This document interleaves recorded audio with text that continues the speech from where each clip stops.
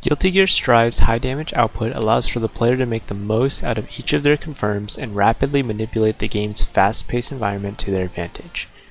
While many characters are outputting more damage than their previous incarnations, some characters, like Anji-Mito, are specifically designed to output high damage at the cost of finding openings through means of mix-ups or pure neutral. This guide will cover Anji's combo theory and Gatling theory, showing players how to optimize damage or corner carry and highlighting built-in frame traps the character can utilize in efforts to win in the least amount of turns. As a disclaimer, this guide will not be covering ideas such as Okezeme and Abare, neutral or movement, mix-ups, and advanced pressure such as linking, as this type of pressure is largely adapted to a case-by-case basis. However, I am open to covering these topics in the future when the time is right. Anji has many gaps in his Gatlings to discourage opponents from mashing on defense. These gaps vary in timing, anywhere from 2 frames to 9 frames of delay between hits. As a result, a smart Anji player will vary his Gatlings purposefully to catch different buttons, backdashes, or jumps depending on the matchup and button type.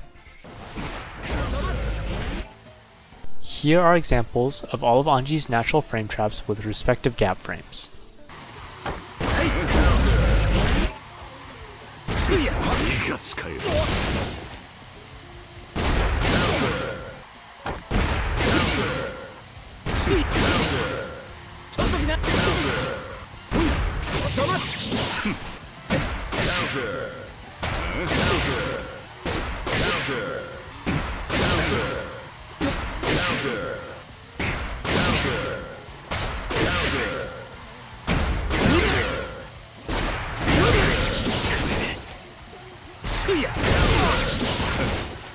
In order to better explain the next part, let's review attack levels in Guilty Gear Strive.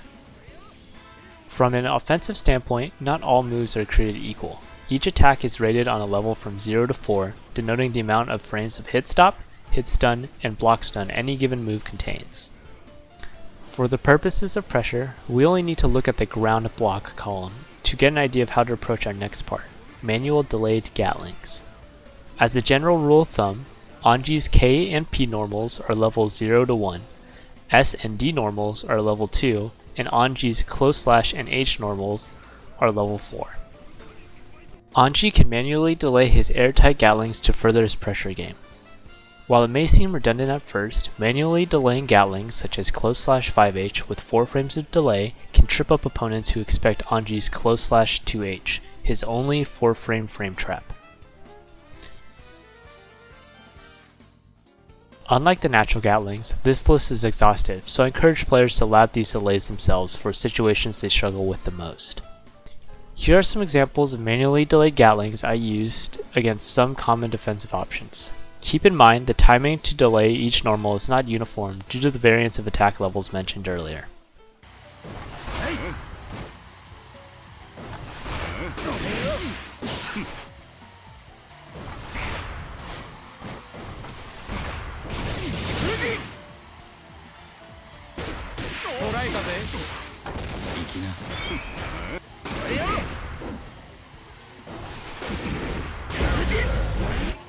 Players such as Kid Viper suggest Anji's playstyle to be more patient and whiff punish focused, rather than pressure and mix-up focused.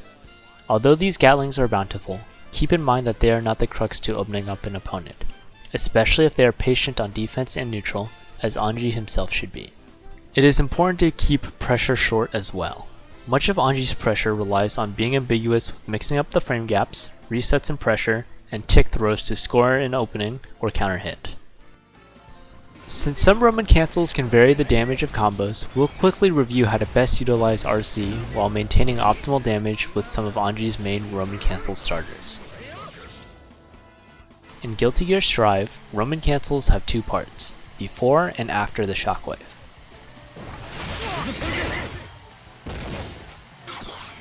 Before the shockwave, no damage scaling or extra gravity is applied to red, blue, and purple Roman cancels, but moves can cancel it quickly in what I will refer to as a fast Roman cancel. It is important to note that no scaling is applied when using fast Roman cancels. After the shockwave, a Roman cancel can apply various effects depending on which one is being used. Since some of these effects are outside the scope of combo damage, I'll only run over how each Roman Cancel Shockwave will affect a combo. Red Roman Cancel will hit the opponent up, apply a slower gravity for 40 frames on hit, and scale the combo by an unknown factor. Depending on the drift, the opponent can be popped up higher or lower.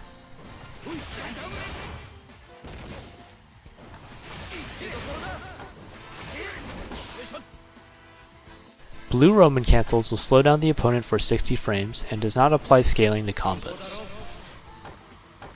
Purple Roman Cancel will slow down the opponent for 40 frames and does not apply scaling to combos.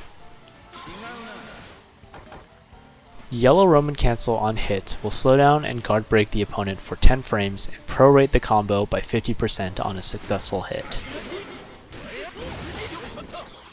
Based on this information, optimizing damage makes use of purple Roman Cancels and fast red Roman Cancels to continue our combos.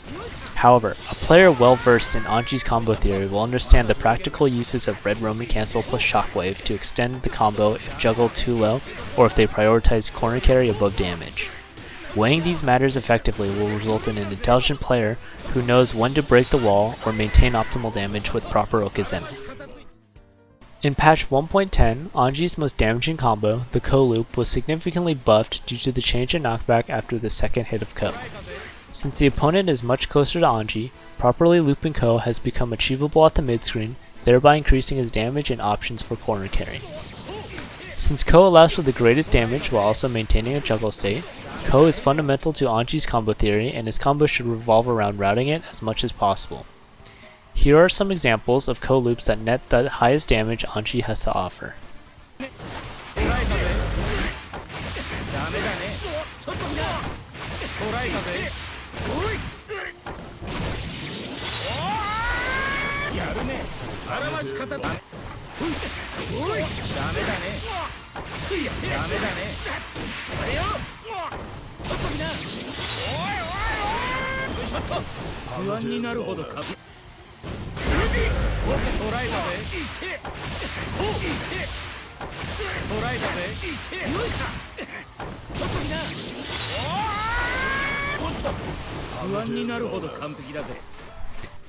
As you may have observed, close slash and 2H are great buttons for continuing the loop.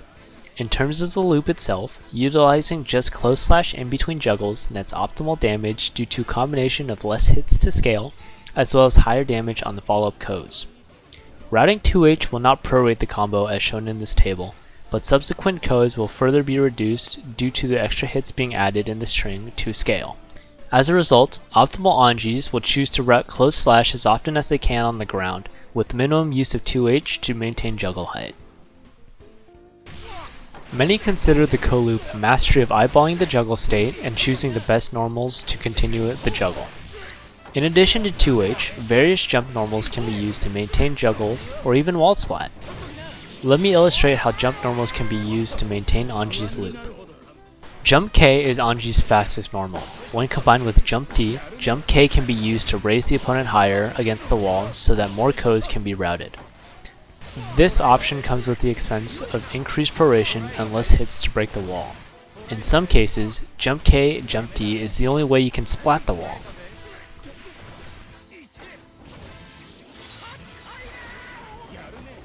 Jump Slash is Anji's furthest air normal and offers the least knockback as well. In 1.10, Jump Slash's counter hit properties against air opponents give Anji yet another starter to begin his Ko loops from anywhere on the screen.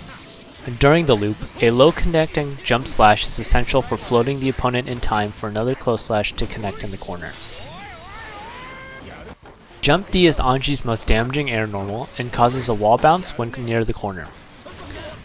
In addition to being the go-to air wall breaker, a low connecting Jump D plus its wall bounce is optimal for continuing Ko loops even when Anji himself is not near the corner.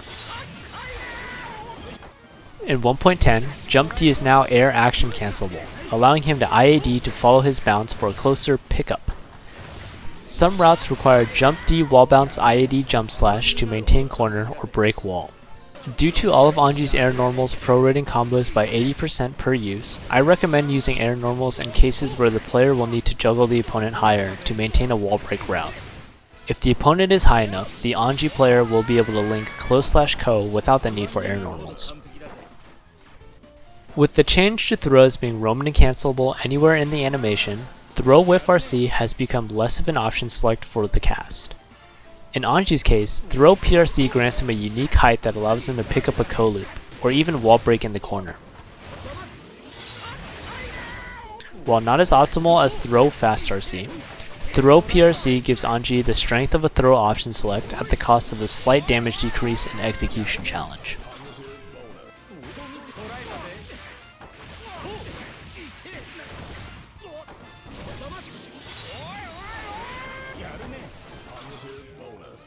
Since 1.10, I believe that Anji's game plan on the offensive has changed drastically such that I was inspired to make a new video teaching theory rather than concrete routes.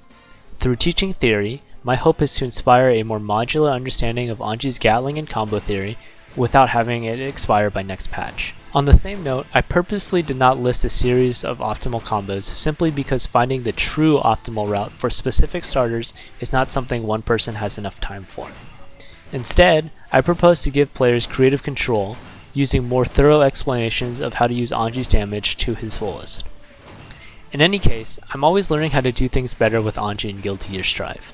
You can find my latest updates with Anji at my Twitter, or subscribe to this channel when I feel like making a solid point about his game plans. Thank you for watching, and happy spinning!